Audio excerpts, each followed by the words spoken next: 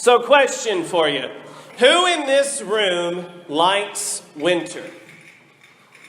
Okay, a few of you, more hands than I thought I would see. Let's see those hands one more time. Who likes winter? I'm trying to take stock of the ages I see represented. It's okay, about half are probably 25 and below, so that's probably part of it. Well, I would have thought very few people would like winter. Snow is pretty, but it produces hazardous travel conditions. And God forbid you get ice instead of snow. Not only does it make traveling hard, but ice storms have been known to lead to weeks-long power outages. Now, that's not fun. And even when you're not dealing with wintry weather, it's cold, it's dreary, it's dead outside. Now me, I'm one of those people who likes winter, at least at first. I like bundling up, I like wearing a scarf and gloves, I like that I can go outside without bugs bothering me, and I especially love how peaceful and quiet it is at night. Not to mention Christmas.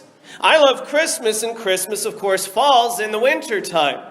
The Advent and Christmas seasons are the start of the traditional Christian year, and it starts off our annual journey through the story of Jesus. It's a season that'll take us all the way to Easter and beyond.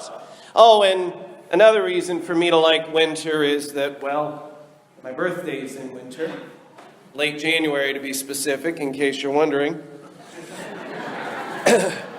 But winter eventually wears even on me. I get tired of those dreary days, and I eventually find myself looking forward to spring. Now imagine a world in which it was always winter. Year round, year after year, always winter. Spring was a distant memory, and worse than that, this is a winter without the joy and celebration of Christmas. In C.S. Lewis's classic children's book, The Lion, the Witch, and the Wardrobe, 4 English children, 2 brothers, 2 sisters, find themselves in a world just like that. It's a place called Narnia, and it's under the curse of the White Witch, an evil queen who makes it always winter and never Christmas. But the 4 children meet a pair of talking beavers who tell them that the great lion Aslan, the true king of Narnia, has returned to fulfill an age-old prophecy. Wrong will be right when Aslan comes in sight. At the sound of his roar, sorrows will be no more. When he bares his teeth, winter meets its death. And when he shakes his mane, we will have spring again. You see, the residents of Narnia look to Aslan as the one who would free them from the witch's oppressive winter. And now in the ballet, The Nutcracker, which is sort of the theme of the series we've been doing, the main character, a 12-year-old girl named Clara, falls asleep on Christmas Eve, and she falls asleep clutching a gift from her godfather, a nutcracker in the shape of a soldier. She falls asleep, and she has a very strange dream. She has a dream in which she finds herself caught in a battle between mice and toy soldiers. You know, the date of Christmas is an interesting one. Truth be told, the consensus among historians and biblical scholars is that Jesus was actually born in the spring or summer instead of in winter. After all, what shepherds would be watching their flocks by night in winter? But as it is, we celebrate Christmas 4 days after the winter solstice. The winter solstice is the shortest day of the year.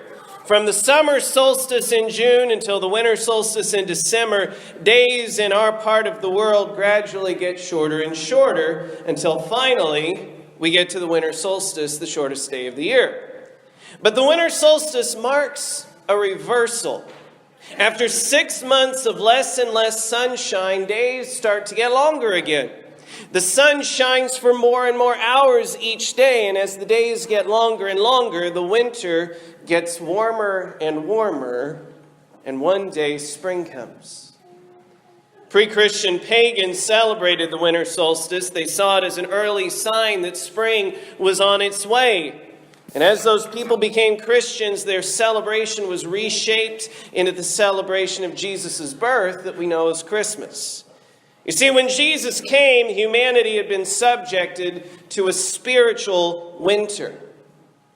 But his coming was an early sign that spring was on its way and that winter would one day be over.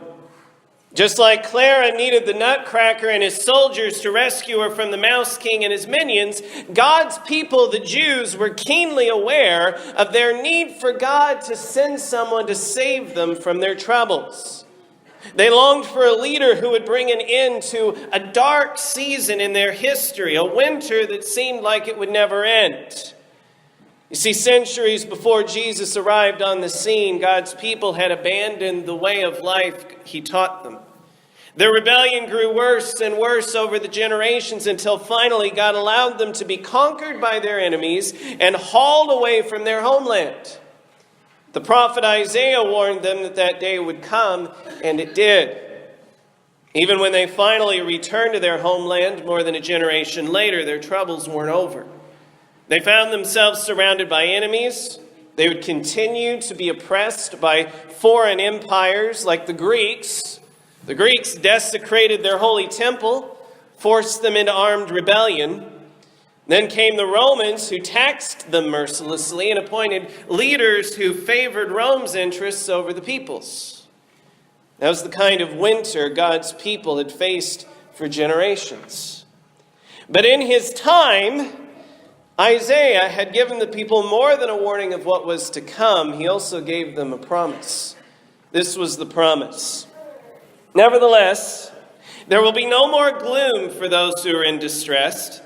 In the past, he, referring to God, humbled the land of Zebulun and the land of Naphtali.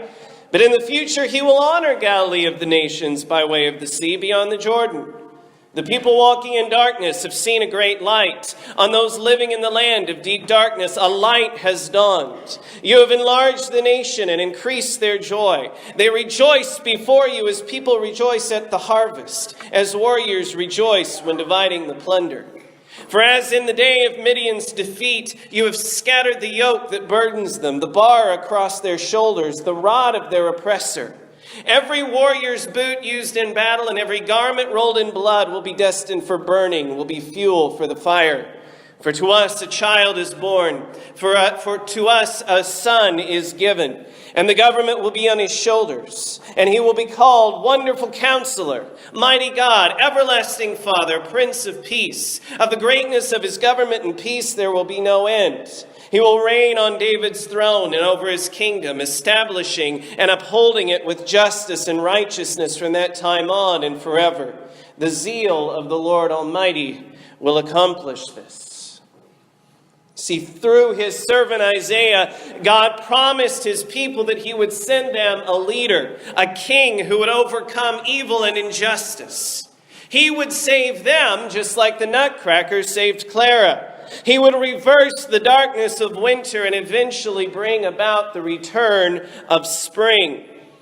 Of course, his method of saving them was not what God's people expected. First of all, he would set out to save all peoples of the world, not just the Jews. And second, before God could save people from evils on the outside, he first needed to rescue them from the evils in their own hearts. You can't have a kingdom of justice and righteousness when the people's hearts are prone to corruption. Jesus' birth didn't mean that spring had arrived, but it signaled that spring was on its way. Now let's ask some questions of ourselves. In what area of your life do you need God to rescue you? In what area of your life do you feel attacked like Clara with the mice? In what area of your life do you feel oppressed or abandoned by God like the Jews of ancient times? In what way do you feel like you're in an everlasting winter? Maybe you're facing problems in your relationships. God can offer you healing for your heart. He can offer you unconditional love. And he can offer guidance on how to respond to the hostility of others. Maybe you're facing financial difficulties. God can give you hope that he'll provide for your essential needs even as he teaches you how to manage that which he's given you with self-discipline and responsibility. Maybe you're dealing with an addiction, depression, or other behavioral or emotional turmoil. God can guide you to the resources to help and meanwhile be the anchor to give you stability in the midst of the storm. Maybe you're facing a physical illness. God can give you hope that physical healing is possible, as well as give you peace when the possibility of suffering, disability, or even death is very real. Whatever your winter looks like, whatever battle you find yourself caught in the middle of, God is your hope of relief. God is your hope of rescue. And that we have such a hope made available to us should be a source of joy and celebration at this time of year when we remember that God sent his Son to rescue us from all of these things.